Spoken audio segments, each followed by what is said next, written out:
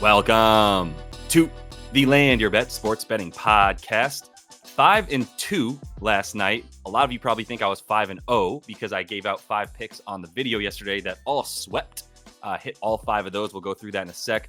Missed 2 that I put out later. Once Kristaps Porzingis was ruled out for the Celtics, I tried to get in there, get cutesy with the Derek White points and assists. He has not hit the last 2 times without Kristaps.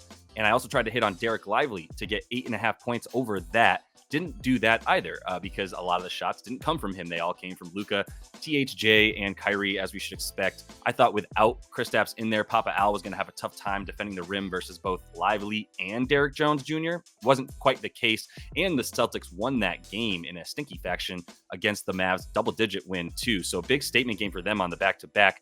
We've got 5 games here on Tuesday to choose from. I've got 4 picks. The 2 games I'm not touching, Denver and Indiana, because Tyrese Halliburton still questionable. And in the other game, we've got Portland and OKC.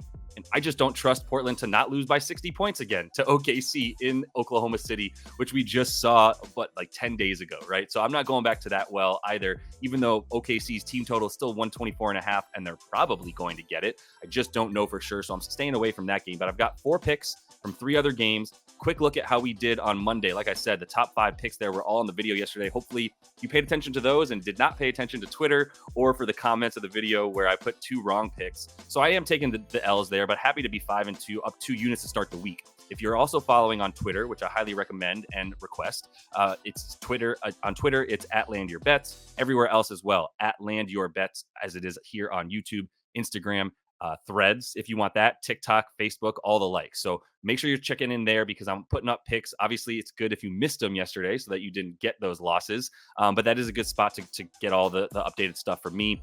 And go ahead and please subscribe to this page if you like what you're getting here. We are up a bunch of units on the season, as you can see here. 11.3 total, 21.9 on the props. And we're going to get some more parlays going soon. I have 1 total in this game, so we're going back to that to get that to about 8 units that we're down on the season instead of the 8.9 there. But let's roll along right into the first pick and talk about Mikal Bridges, who just not it right now. I've said this recently when I took him under 23.5 as the only win of the day that I had recently on a bad Saturday. But this is another great spot for him to go under against the New York Knickerbockers here. And it's like, come on, man. This is a home game for Brooklyn? I don't think so. This is going to be full of Knicks fans. Mikal does a little bit better on the at home than he does on the road. It's a road game. I mean, maybe the hoops are there, so he feels comfortable at home. But as far as the crowd is concerned, this is a road game. He's gone under in 5 straight versus New York because they're 5 straight road games. I believe one of those was Phoenix, but the last 4 have been with the Brooklyn Nets.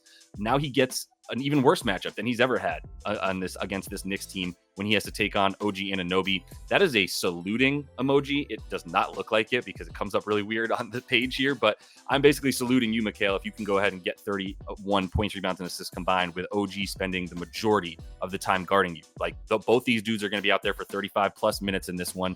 Isaiah Hartenstein is not playing in this one. I probably would have looked at some Julius Randle unders maybe, but I'm not going there now with Hartenstein out. But it's not like Hartenstein was really a total rim protector either. In fact, teams are really attacking the rim against the Knicks. They're just not doing it successfully. He's been pretty good. I should give him more credit in terms of Hartenstein's ability to protect the rim. He's been playing a lot of minutes, and they've got the best defensive field goal percentage inside of 5 feet. As a result, Julius Randle needs some credit too. He's been playing defense, and we don't always love to give guys like Jay Randall or Karl Anthony Towns credit for playing D.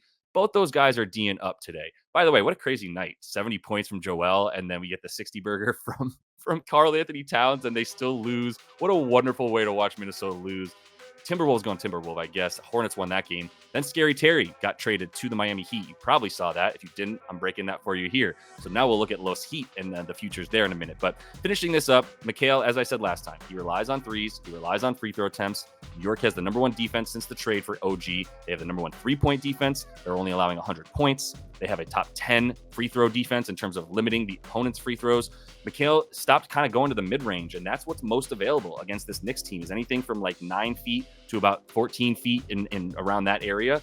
He's not hitting those shots as he was last year when he was a big-time mid-range shooter. He's a big-time ISO player, but not in the mid-range, and OG is not going to let him get all the way to the rim. So this is a good spot to take under for Mikal. That'll probably be my under for the day. I love this bet.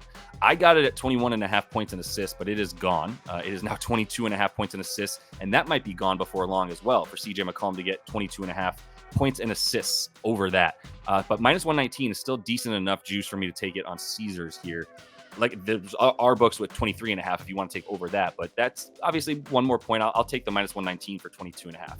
He's gone over in his 4 of his last 5 versus Utah, and that's not just a blanket statement. There's a pretty solid reason for why CJ McCollum has done well against this Utah defense. And even especially last season with Will Hardy in there as the head coach, this Utah defense is much more vulnerable against the break, above the break than it really is anywhere else.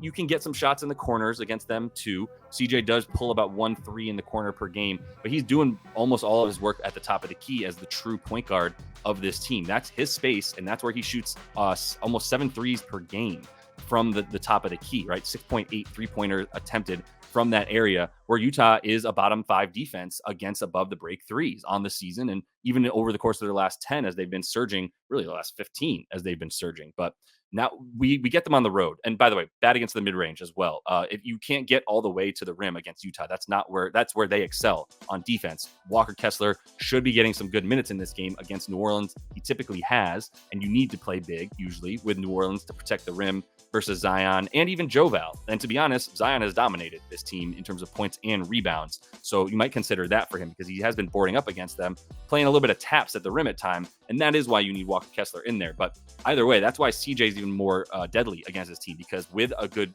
down low presence, which Utah has, they limit points in the paint, limit rebounds, etc. That's why we like CJ to live in his area, which is further away from the basket, where he does really well. Utah's defense on the road is just, that's a mask over his face emoji, because he's sick with how bad that Utah defense is on the road, where they allow about 120 a game, 121 actually a game on the road this season. They haven't really played much on the road. They have two road games since the 8th of January. They played one on the 8th, and they've only played one since then, due to some unforeseen circumstances of them having to cancel games in the last week or two for that tragedy that happened in Golden State. But moving past that, like for now, the Jazz road defense, bad then, still bad. If you think their offense is good, it's always been good. It's just never been good at home. On the road. And they've only been playing at home over this win streak, where they have some really nice wins when they're in their own building. Just not in this case. The Pellies, it's a 6.5 point spread. It's pretty big. It's a little bit scary and smells fishy to me. But either way, these two teams have gone comfortably under recently, and CJ's the only one to score despite that, right? So with the full squad in, he's still getting about 23.5 points and assists in his last 10. And that's with Zion and Brandon Ingram playing the majority of those games, 8 and 9 games each for Zion and Brandon Ingram. So we're still going to go ahead and take CJ over 22.5 points and assists and get to that under that I started to talk about a little bit 1 second ago in this same game.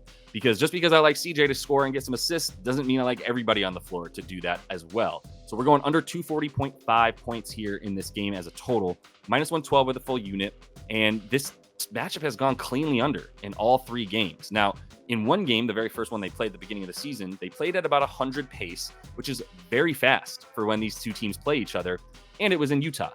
And it was without a bunch of dudes here for the Pellies, because they were still hurt at the beginning of the season in November. Plus, it's early in the season. Within the first 3 weeks of the season, the pace is always like an average of like 100 to 101 in the NBA. Everybody comes out firing. There's a little bit less defense and a lot more energy to just get back on the court and go. That's why that pace was at 100. The next 2 games, as we get deeper into the season, into December and January, that was played at both games were played at a 95 pace. So things slow down when these teams play, and that's why they went cleanly under. The first game had pace, but it was with some rooks and some younger guys and some backups. That's why it went under. The next 2 big-time unders, where these games are averaging about 116 this season between these 2 teams in 3 games. The matchup is pretty good for both of them on defense in a lot of ways. If the Pellies are going to try to attack the rim, then guys like BI and even CJ McCollum, like I said, they're going to have their way. And I think that's where they're going to focus a little bit more. Once you start playing that mid-range game, you're talking about taking a bunch more time off the clock. Guys like BI really slowing things down and getting to his spot as he wants to, playing at his own speed, which is pretty slowly. And same for CJ, who does like at times can speed things up, but he's definitely a half-court player who likes the mid-range as well, and obviously 3-pointers this season as well, 8 of them a game. Utah, not great at limiting threes, but both these teams good at limiting second chance points. Both good at limiting fast break points. Not that either of them fast break, to be honest, so it doesn't really matter.